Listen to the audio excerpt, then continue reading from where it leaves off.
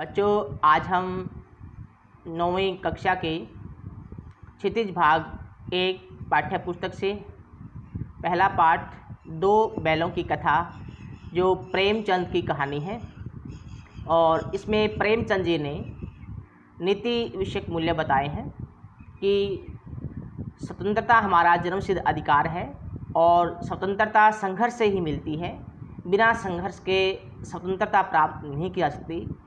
जो ये दो बैलों की कथा है, इसमें दो बैल हीरा और मोती होते हैं और भारतीय किसान झूरी जो दो बैलों का मालिक है और झूरी का साला एक पात्र है गया और एक छोटी सी बच्ची होती है जिसकी माता इस दुनिया में नहीं है। इसके बारे में हमें बताया है कि बैलों के प्रति और पशुओं के प्रति मनुष्य का जो स्वभाव होता है, जो भाव व्यक्ति होती है वो कैसी होती है और पशु आपस में जो बातचीत करते हैं वो मुख्य भाषा में कैसे करते हैं। देखिए, इस कहानी ये जो हमारी कहानी है दो बैलों की कथा, ये स्वतंत्रता संघर्ष की कहानी बताती है। जैसे कि कांजी हाउस है जहाँ पर पशुओं को रखा जाता है, तो वो जेल का प्रतीक दिखाई दे रही है और जो दो बैल है वो जिस प्रकार से हमारे स्वतंत्रता सेनानी थे उनके प्रतीक माने गए हैं। और जो भारतीय किसान हैं, भारतीय किसान भी शोषण में पिसता नज़र आता है और जो गया है वो ब्रिटिश शासक का प्रतीक दिखाई दे रहा है। और दोनों बैल हीरा और मोती इस अपनी स्वतंत्रता के लिए बड़ा संघर्ष करते हैं और अंत में वो आज़ादी प्राप्त कर लेते हैं। अर्थात जैसे ही उनको गया झूरी का साला अपने घर लेकर जाता है, वहाँ पर वो नहीं टिकते हैं, उनका वहाँ मन नहीं लगता है। उसके बाद जो किसान है झूरी, उसकी पत्नी है, वो भी उनके ऊपर गुस्सा करती है, उनको सूखा भूसा डाला जाता है। लेकिन जो झूरी है वो दो बैलों से बहुत प्रेम करता है और दोनों बैलों की भी आपस में मित्रता घनिष्ठ है। देखिए, इसमें जो नीति विषयक मूल्य निकल कर के सामने आए हैं, तो एक तो ये है कि हमें कभी भी नारी के ऊपर हाथ नहीं उठाना चाहिए और निहत्थे पर भी हमें कभी वार नहीं करना चाहिए। और जो भी पशुओं के प्रति जो हमारा भाव है, जो हमारी दया है, वो मनुष्य की जो दया और जो भाव है वो कैसा होना चाहिए, प्रेम पूर्ण व्यवहार होना चाहिए। और हम देखिए, पशु आपस में जो बातचीत करते हैं वो किस प्रकार करते हैं, मुख्य भाषा में बातचीत कर लेते हैं, क्योंकि उस परमात्मा ने पशुओं को बोलने की शक्ति नहीं दी है जो मनुष्य को दी है। तो इस कहानी में ये कहानी आज भी प्रासंगिक बनी हुई है, क्योंकि जो स्वतंत्रता सेनानी थे वो संघर्ष करते करते आज़ादी को प्राप्त कर गए। तो ये कहानी स्वतंत्रता की तरफ भी संकेत करती है। आइए हम इसको देखते हैं आगे पूरी हम इस पाठ का, इस कहानी का सार आगे करते हैं। हीरा और मोती के आपसी प्रेम। हीरा और मोती में जो आपसी प्रेम है वो कैसा था। हीरा और मोती दो बैल होते हैं और इनका जो मालिक होता है वो भारतीय किसान है झूरी, और एक पात्र इसमें झूरी का साला है गया। और प्रेमचंद जी ने इस कहानी के माध्यम से हमें नीति विषयक मूल्यों पर आधारित एक संदेश समाज को दिया है कि किस प्रकार से भारतीय कृषि समाज में पशु और मनुष्य के भावात्मक संबंधों का जीवंत और उत्कृष्ट उदाहरण प्रस्तुत किया है। मुंशी प्रेमचंद ने यह बताने का प्रयास भी किया है कि स्वतंत्रता जन्मसिद्ध अधिकार है, परंतु स्वतंत्रता सहजता से प्राप्त नहीं हो पाती। उसके लिए निरंतर संघर्ष करते हुए प्रयासरत रहना पड़ता है। तो सबसे पहले हम देखते हैं कि हीरा और मोती में आपसी जो प्रेम था वो कैसा था। झूरी नामक किसान के पास हीरा और मोती नामक दो बैल थे। वो बहुत सुंदर थे। उनमें दोनों में भावनात्मक गहरा संबंध था और झूरी अपने दोनों बैलों को बहुत प्यार से रखता था। दोनों बैलों में इतनी अच्छी मित्रता थी कि वे एक ही साथ खाने के लिए नान में मुंह डालते। एक भूखा रहता तो दूसरा भी नहीं खाता और दोनों कोशिश करते कि दूसरे के कंधे पर ज्यादा बोझ न पड़े।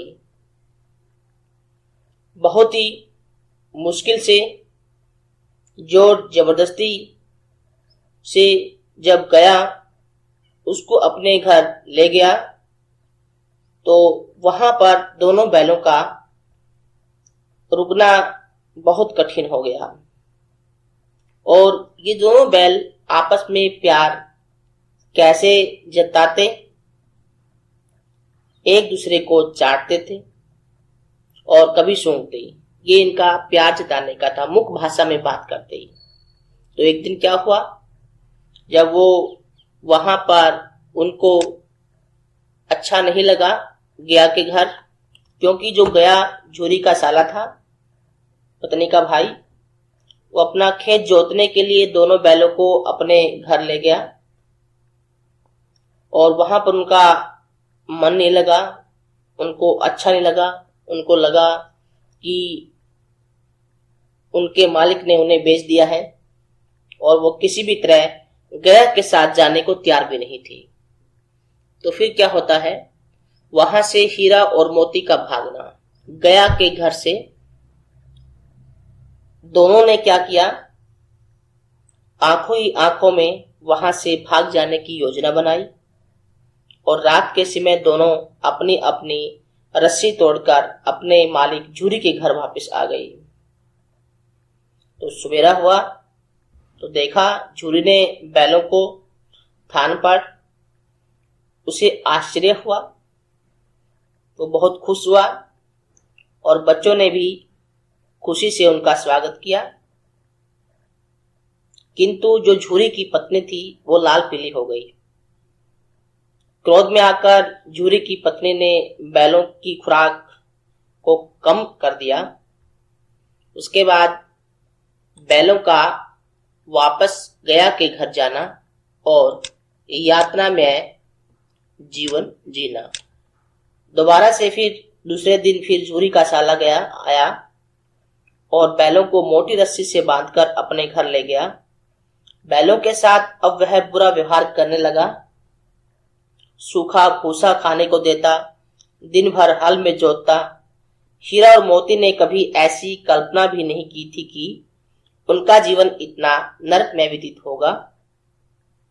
वे एक दिन कमजोर होते गए और कभी कभी दोनों बैल वहां पर काम न करने के लिए अपने कदम आगे नहीं उठाते, तो गया उन्हें डंडे से बहुत मारता।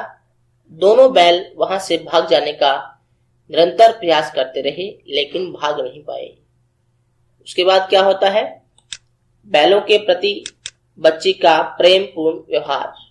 उसी घर में एक नन्ही सी बच्ची रोज रात को उन दोनों को 2 रोटियां खिला जाती, जिससे प्रेम के भूखे बैलों की आत्मा तृप्त हो जाती, परंतु पेट की भूख ज्यों की त्यों बनी रहती। प्रेम के इस प्रसाद से उनका साहस और हौसला बना रहा। रोटी देने वाली बच्ची भैरों की थी, उसकी मां नहीं थी। एक दिन उस बच्ची ने क्या किया, दोनों बैलों की रस्सी खोल दी। उनके पास भाग जाने का अच्छा मौका था, परंतु दोनों बैलों ने आपस में आंखों ही आंखों में इशारा किया कि उनके जाने के बाद बच्ची पर अन्याय होगा। इस आशंका से वे नहीं भागे। आगे देखते हम। 2 बैलों का पुनः घर से भागना और कांजी हाउस पहुंच जाना। बैलों का दोबारा से भाग जाना। बच्ची ने अचानक ललकारा कि फूफा वाले बैल भागे जा रहे हैं। अब हीरा और मोती के पास कोई चारा न था। गया को आता देख दोनों जान हथेली पर लेकर भाग खड़े हुए। गया ने बहुत कोशिश की किंतु वे हाथ न आए और भागते भागते वे एक मटर के खेत में पहुंचे। उस मटर के खेत में जब वो चर रहे थे तो वहां पर जो खेत का मालिक था वो आया और उनको उसने बांध लिया और वहां पर कांजी हाउस में उसे ले गई। वहां पर भिन्न भिन्न प्रकार के अन्य जानवर भी बंद थे। वहां से निकलने के लिए उन्होंने कांजी हाउस की दीवार गिरा दी। अब अन्य जानवर भी भाग गए, किंतु हीरा अपनी रस्सी न तुड़ा सका, इसलिए मोती भी नहीं भागा। अन्य जानवरों को मुक्त कराकर दोनों संतुष्ट थे। उसके बाद हीरा और मोती एक सप्ताह तक कांजी हाउस में ही रहे। वहां उन्हें खाने के लिए कुछ नहीं दिया था। दिन में केवल एक बार पीने के लिए पानी मिलता था, जिसके कारण उनकी हड्डियां निकल आई।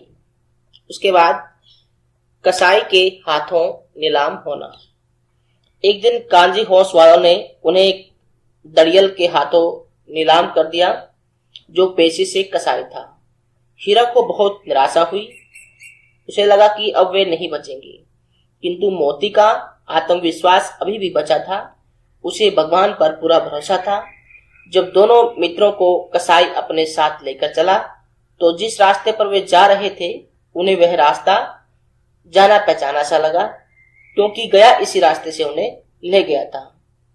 दोनों के शरीर में एक अजीब सी फुर्ती आ गई और सारी थकान और दुर्बलता भी गायब होने लगी।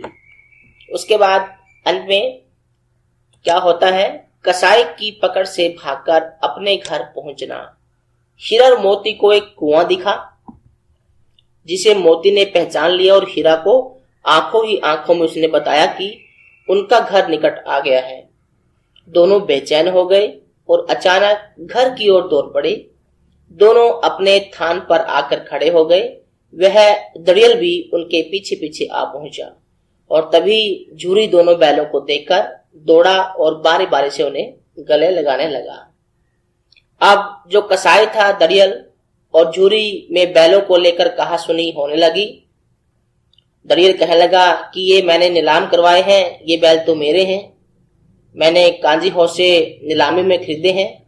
झूरी ने कहा कि बैल मेरे हैं, मेरे थान पर खड़े हैं। झूरी के विरोध और मोती के आक्रमण से दड़ियल जो कसाई था डरकर वहां से भाग खड़ा हुआ और गांव के लोग भी यह तमाशा देखकर खुश हो रहे थे। थोड़ी देर में नादों में खली चौकर डाल दिया गया। झूरी ने स्नेह से उन पर हाथ फेरा। दोनों मित्र अब स्वतंत्र थे। तसल्ली से वह अपनी नादों में खाने लगे और पूरे गांव में उत्साह छा गया। उसी समय झूरी की पत्नी ने भी आकर दोनों बैलों के माथे को चूम लिया। तो बच्चों, ये हमने कहानी के बारे में जाना कि किस प्रकार से दो बैलों हीरा और मोती ने अपने लक्ष्य को प्राप्त किया, स्वतंत्रता को प्राप्त किया, संघर्ष करते करते। और प्रेमचंद जी ने इसमें जो नीति विषयक मूल्य समाज को दिए हैं वो यही है कि हमें अत्यधिक सरलता और सहनशीलता के भाव दोष, जो क्या है, अत्यंत सरलता और सहनशीलता के भाव दोष कहलाते हैं। और आजादी प्राप्त करने के लिए निरंतर संघर्ष करना पड़ता है। और क्या मूल्य सामने आए हैं, आप देख रहे हैं कि अन्याय व अत्याचार के सामने झुकना नहीं चाहिए, बल्कि उनका डटकर मुकाबला करना चाहिए, जैसे हीरा और मोती ने किया। पशुओं के प्रति प्रेम भाव रखना चाहिए और निहत्थे पर वार नहीं करना चाहिए। औरत पर हाथ नहीं उठाना चाहिए, बल्कि उसका सम्मान करना चाहिए। हम इस कहानी से इतने नीति विषयक मूल्य जान सकते हैं। तो बच्चों, ये आपको प्रेमचंद जी की जो कहानी है वो समझ आई होगी। अगले चैप्टर में हम लहासा की ओर यात्रा वृतांत है राहुल सांकृत्यायन का, वो पढ़ेंगे। धन्यवाद।